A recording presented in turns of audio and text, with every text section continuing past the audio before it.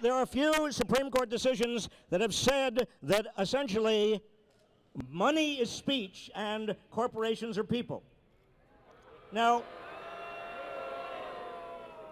when you think that money is speech and corporations are people, then it becomes extraordinarily important to protect the First Amendment rights of ordinary Americans, of regular citizens, of students, of everybody else who doesn't have the money and who is not a corporation.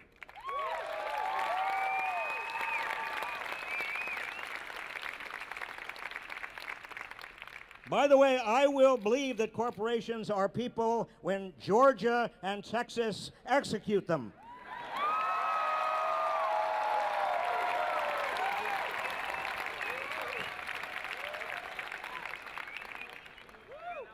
Now, the First Amendment, right to speech, that is not always convenient. It is not always inexpensive. It is sometimes messy.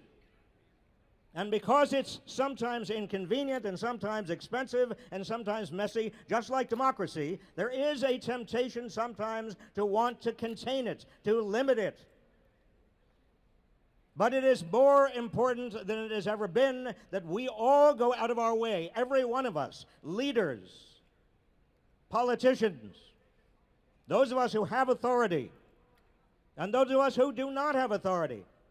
It becomes doubly important that we honor the First Amendment and that we are willing and make ourselves willing to pay the price of freedom of speech, and also indirectly, or because freedom of speech is so related to democracy, directly the price of a democratic system of government.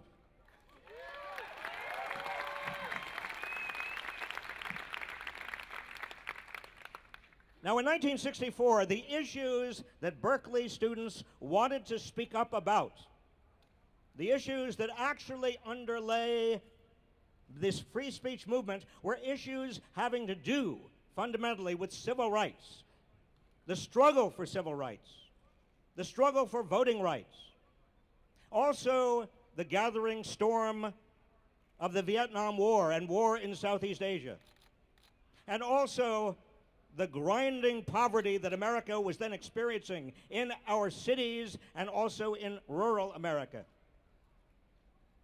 Well, as you all know, although we have made some progress, many of these kinds of issues of fundamental social justice, are still very much with us. And for that reason, it is doubly important that our democracy give people the opportunity to speak up about what must be done. Enable our democracy to function as it should function, not with money, not simply with privilege, but with the ability of people to join together and make their voices heard.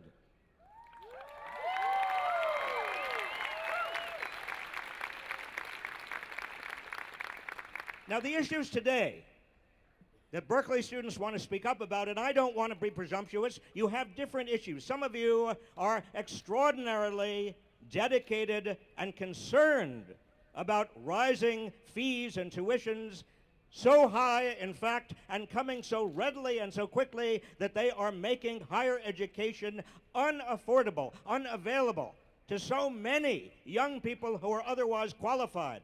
And that is a valid and deeply valid and important concern. Some of you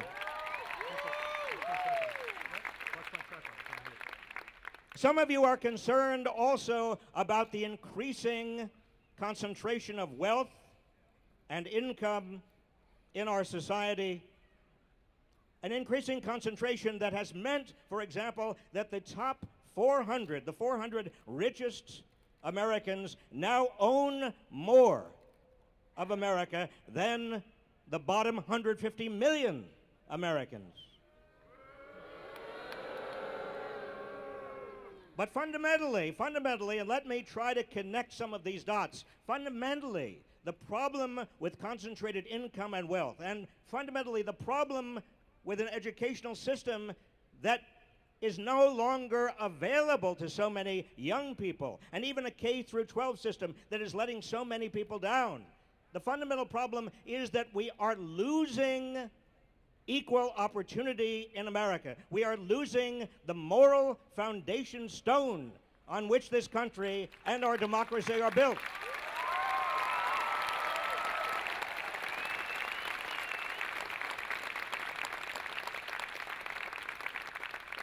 Now, there are some people out there who say we cannot afford education any longer. We cannot afford as a nation to provide social services to the poor. We cannot, some people say, any longer afford as a nation to provide the safety nets for the poor and the infirm, or for people who fall down for no fault of their own. Well, how can that be true if we are now richer than we have ever been before?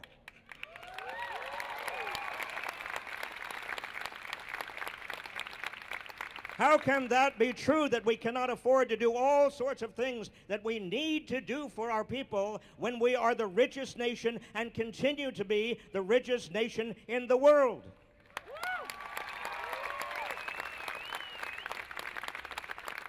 And again, let me connect the dots, because over the last 3 decades, this economy has doubled in size, but most Americans have not seen much gain. If you adjust for inflation, what you see is the median wage has barely risen. Where did all the money and resources go? Class? They went to the top. And look it, let's be clear about this. We are not vilifying people because they're rich. The problem here is that when so much income and wealth go to the top, political power also goes to the top.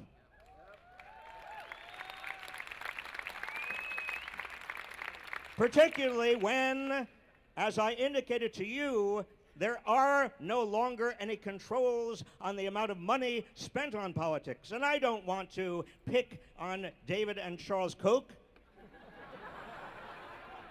All right, I will.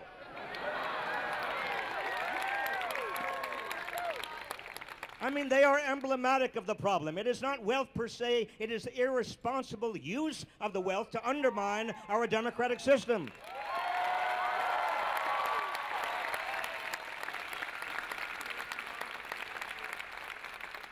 And today, unlike the time in which Mario Savio, I know Mario Cuomo,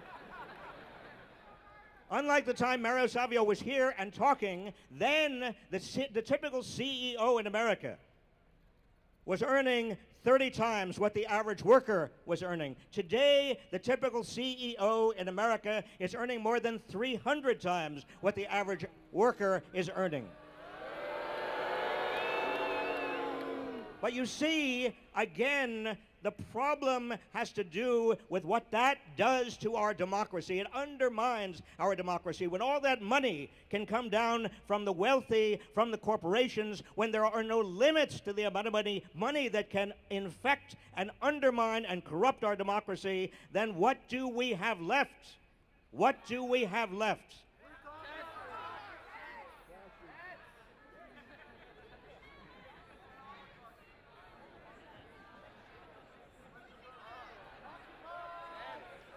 I want to tell you something, and that is how proud I am to be a member of this wonderful community.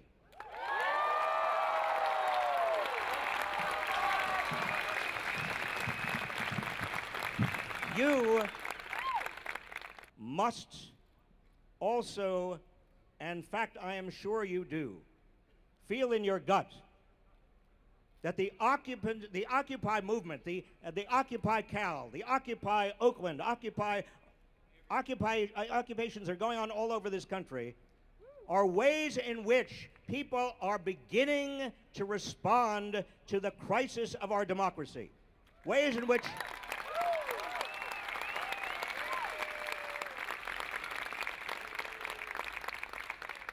And I am so proud of you here today. Your dedication to these principles, your willingness to be patient, your willingness to spend hours in general assemblies, your willingness to put up with what you have already put up with is already making a huge difference.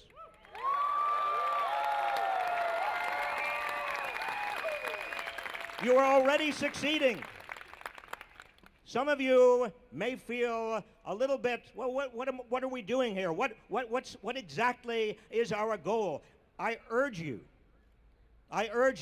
to be patient with yourselves, because with regard to every major social movement of the last half century or more, it started with a sense of moral outrage.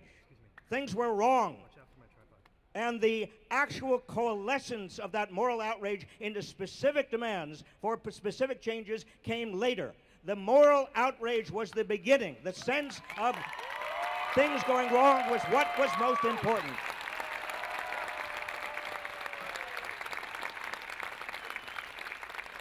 The days of apathy are over, folks.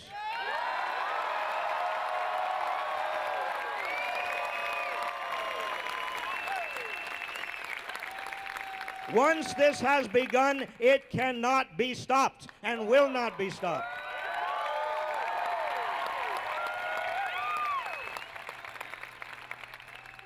And one final point. The summer before Mario Savio was here, on these steps, he was down in Mississippi registering voters. That was Freedom Summer of 1964. If you can permit me a personal note, because I was always short for my age, and I was always very short. In fact, when I was a little boy, I was even shorter. I was always getting beat up.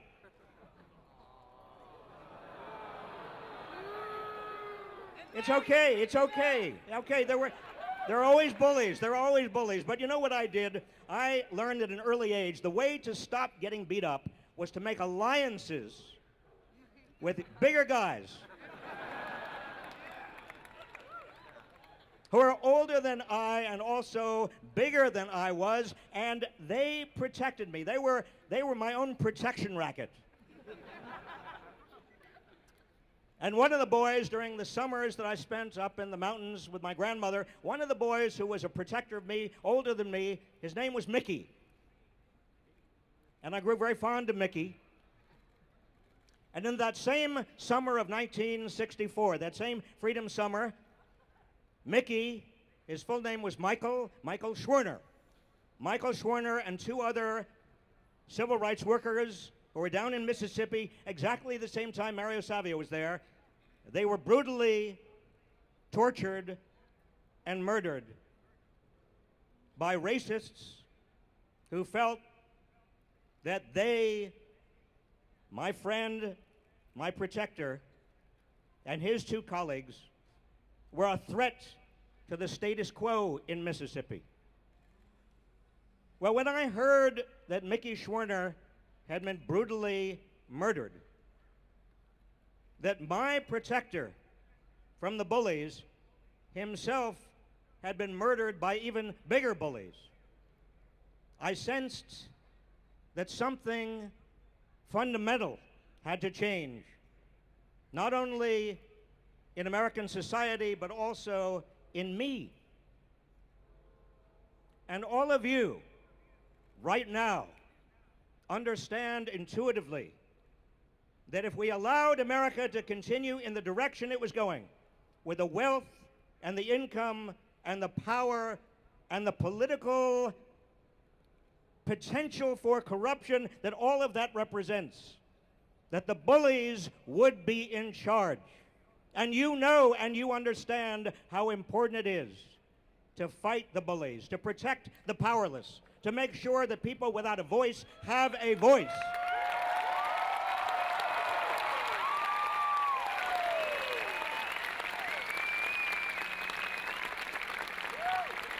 And for that reason, if there were no other reasons, and there are many others, for that reason, I want to thank each and every one of you for what you are doing.